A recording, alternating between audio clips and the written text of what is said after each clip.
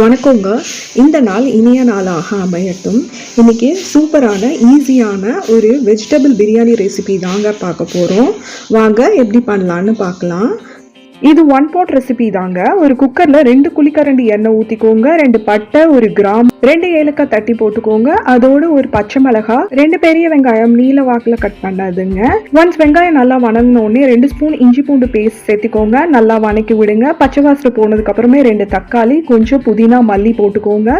தேவையான காய்கறிகளை ஆட் பண்ணிக்கோங்க. இங்கே நான் கேரட், பீன்ஸ், பட்டாணி, உருளைக்கிழங்கு ஆட் பண்ணியிருக்கேங்க. இதோட 1 ஸ்பூன் மிளகாத்தூள், 1 spoon garam masala, 1 spoon biryani masala, 1 spoon தயிர் போட்டு நல்லா பரட்டிக்கோங்க. தேவையான அளவு உப்பு சேர்த்துக்கோங்க. 1 டம்ளர் அரிசிக்கு 2.25 டம்ளர் தண்ணி ஊத்துங்க.